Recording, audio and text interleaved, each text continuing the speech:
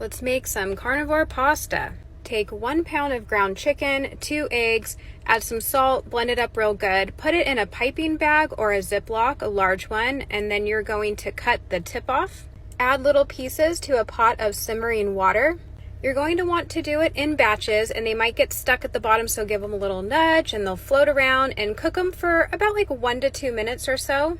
Then you're going to make your sauce. Take half a stick of butter, cook it on medium heat, stir it occasionally so it doesn't burn. You want to get it nice and brown, and then you're going to add half a cup of cream. Once that is hot, you're going to add 1 cup of Parmesan cheese. Back to the pasta, you're going to heat up some butter in a pan, and you're going to fry those babies a couple minutes on each side. Finish cooking them, get them nice and brown and toasted. Add to a bowl, drizzle with all the sauce, and top with some fresh grated Parmesan cheese. I hope you all enjoy.